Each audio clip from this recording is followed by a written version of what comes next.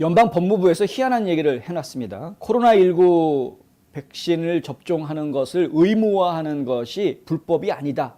이렇게 지금 이야기가 나와 있습니다. 법무부는 연방법인 식품의약안전청의 긴급 사용 허가 하에 공공기관과 민간 사업자가 코로나19 백신을 의무화하는 것을 금지하지 않는다는 의견으로 결론을 내렸다. 에폭타임스에서 이런 기사를 내놨는데요.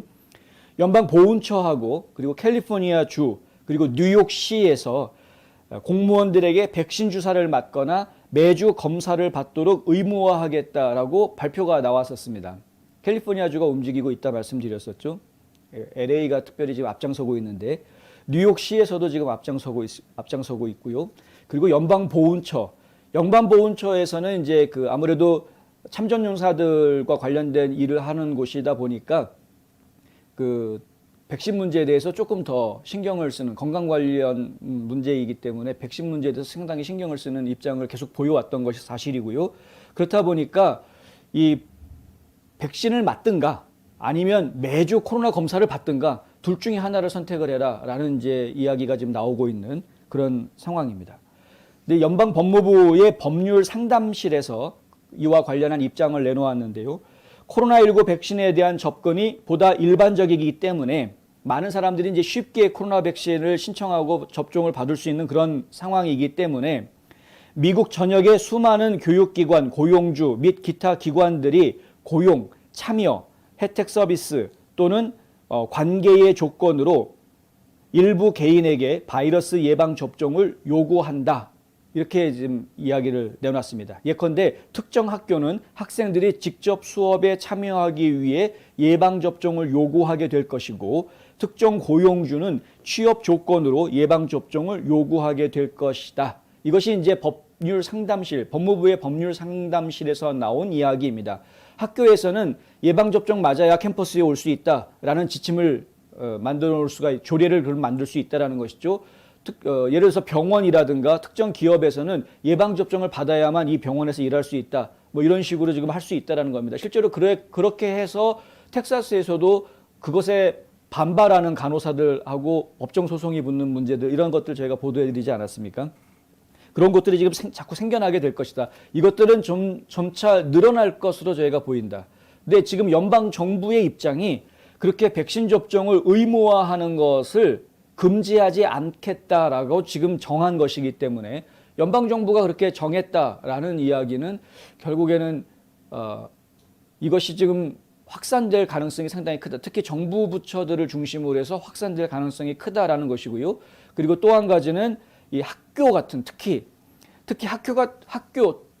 대학교 같은 경우에는 자발적으로 어떤 주정부라든가 주변 분위기와 전혀 관계없이 연방정부 핑계대고 자기네들이 바로 이런 백신 지침들을 만들어서 자기 내부에서는 그렇게 백신 컨트롤을 하려고 하는 그런 모습들을 보이게 될 것이다. 저희가 지금 상당히 우려하고 있는 부분인데 이게 지금 점차 현실로 지금 이루어져 가고 있는 것입니다. 지금 뭐 댓글에도 지금 나왔지만은 건강상의 이유로 백신을 맞을 수 없는 사람들이 있지 않습니까? 그래서 뭐 당장 나는 과거에 폐질환을 앓았었기 때문에 이거 백신을 맞았다가는 분명히 문제가 될 것 같아서 나는 차라리 안 맞겠다. 분명히 이럴 수 있는 여러 가지 이 상황들이라는 것이 있는데 그런 것들을 무시하고 일부 피해자가 있건 없건 상관없이 일괄적으로 다 맞아야 된다, 의무화하겠다 이렇게 이야기하는 것은 상당히 좀 잘못된 처사일 수 있다는 것이죠. 이거 사실 저희가 이 자유민주주의 국가에서 이런 식으로 해야 되는 것인지 지금 뭐 백신 여권 만들지 말자라는 이야기도 나왔지만 지금 뉴욕시 같은 경우에는 백신 접종을 했다라는 증명서가 없으면 공연장도 못 들어가게 하고 뭐 이런 식으로 지금 한국이랑 비슷하게 지금 가려고 하는 겁니다. 한국이랑 비슷하게. 하여간 이 좌파들은 하는 짓이 다 똑같습니다. 어느 나라에서 하건 간에.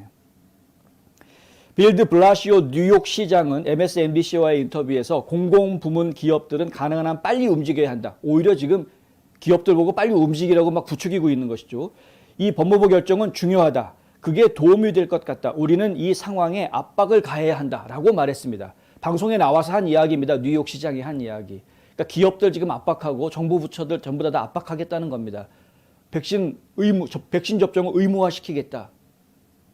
아니 벌써 이미 전국적으로 따져보면은 70% 가까이 다 맞았는데 그 정도면 엄청나게 많이 맞은 건데 아직까지도 지금 뭐 더 강제로 맞추려고 한다라는 것이 상당히 좀 어차피 맞을 수 없는 사람들은 봐줘야 되는 것 아닌가라는 생각이 저희는 계속 들 수밖에 없는데 하여간 참 그렇습니다. 이것과 관련해서 백악관 브리핑에서 기자들이 또 물어봤습니다. 젠사키 대변인한테 이거 지금 의무화하려는 거냐? 전부 다. 마스크 착용도 의무가 아닌 그냥 권고 지침이 나온 것인데 백신에 대해서 과연 이거 의무화하려고 하는 것이냐? 이런 질문을 던졌는데 백악관에서 내놓은 답변은 아니다입니다. 현재는 일단 아니다라고 답변을 내놨습니다. 우리는 그것을 의무화하지 않았다라고 답변했고요. 젠사키 대변인의 이야기는 백악관이 모든 직원들에게 백신을 제공했다고 말하는 듯했다.